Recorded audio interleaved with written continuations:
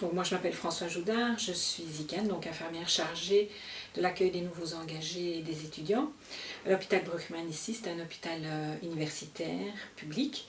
On a 850 lits et nous accueillons plusieurs écoles partenaires avec des étudiants infirmiers en stage. Avant Interneos, c'était galère, c'est clair. On utilisait donc un fichier Excel dans lequel on encodait tous les étudiants en stage. C'était géré par une cellule de coordination de stage, donc avec une secrétaire et moi-même.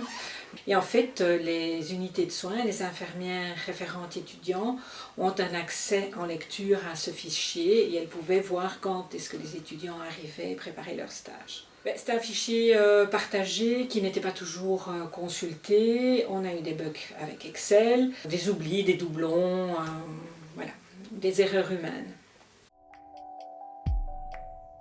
Donc ça faisait déjà un moment que j'avais détecté que le programme répondait à mes attentes en termes de gestion de stage.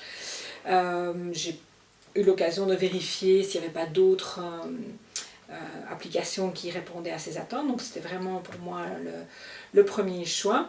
Mais depuis qu'il s'est en place, l'outil est super fonctionnel et facile à utiliser. Donc il n'y a pas eu de nécessité de formation informatique en soi parce qu'il est convivial. Je vais dire vraiment à 99%, toutes les infirmières qui l'utilisent, parce qu'il y a quand même 150 utilisateurs, toutes les infirmières qui l'utilisent disent que c'est clair, qu'elles voient directement toutes les informations qu'elles ont besoin, qu'elles n'avaient pas directement avec un fichier Excel, qu'elles devaient filtrer, et il n'y avait pas toutes les coordonnées de l'étudiant, il n'y avait pas ce contact direct.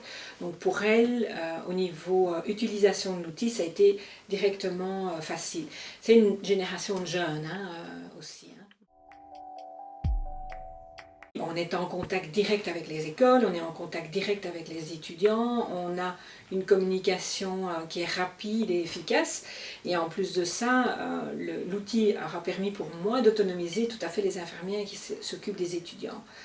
Elles ont directement l'information on time, elles peuvent elles-mêmes vérifier leur seuil, leur capacité d'accueil, et si elles ont envie de déborder et d'organiser un horaire jour-nuit avec des étudiants de manière à pouvoir les accueillir, elles sont tout à fait responsabilisées et responsables dans ce rôle-là. Donc elles peuvent vraiment gérer leur stage elles-mêmes. Et pour moi c'est un avantage parce que c'est une délégation complète vers ces référents et c'est aussi leur reconnaître leurs responsabilités, quoi. Une fois maintenant qu'on a cet outil ici, je ne peux aller qu'en avant, donc on peut encore progresser et évoluer ensemble, mais revenir en arrière, non, c'est pas possible. Le problème, c'est le budget, évidemment, donc il faut que les directions acceptent d'investir dans cet outil qui va réduire d'une manière incroyable le temps de travail. Je crois que c'est réellement un investissement sur le long terme, au niveau rapport temps de travail. Clairement, ça facilite le contact, vraiment. J'ai deux moyens de communiquer avec les étudiants. J'avais déjà mis en place une enquête de satisfaction qui me permettait d'avoir les coordonnées des étudiants qui acceptaient de me laisser leurs coordonnées. Et la deuxième voie pour laquelle j'essaie de recruter les étudiants, les bons étudiants, c'est quand il y a une évaluation positive de l'équipe. Donc c'est vraiment un lien direct avec moi. Les référents étudiantes me disent voilà, super évaluation. Et il y a le fit, donc elle est intégrée, on sent vraiment qu'elle a la même mentalité que nous.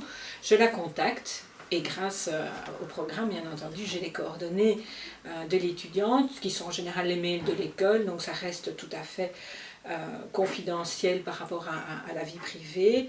Et parfois les étudiants laissent leurs coordonnées, mais ça c'est avec leur accord, bien entendu. La collaboration est vraiment super.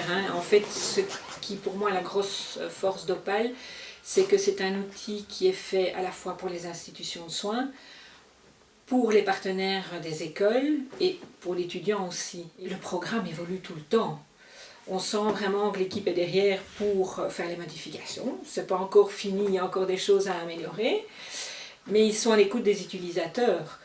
Après, le point desk, c'est facile. On a directement quelqu'un derrière la ligne qui répond aux utilisateurs, parce qu'il n'y a pas que moi qui utilise ce point, puisqu'on a 150 utilisateurs, et ils répondent rapidement. L'outil a été bien adapté justement pour que les écoles aient facilement l'accès aux informations.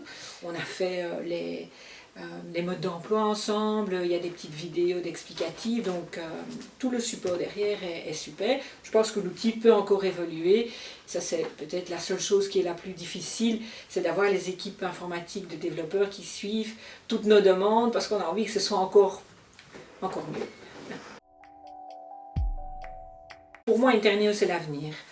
C'est Interneo, mais c'est aussi l'aspect informatique d'une gestion, c'est l'avenir.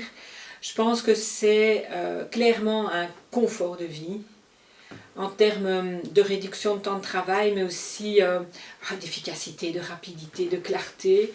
C'est vraiment confortable. Et puis je crois que c'est réellement un partenariat. Ça montre vraiment une collaboration avec une entreprise qui essaye vraiment de répondre aux besoins des différents partenaires. En l'occurrence, là, pour l'instant, dans cette application-ci, les écoles, les hôpitaux et les étudiants, quoi. Et ça, c'est important.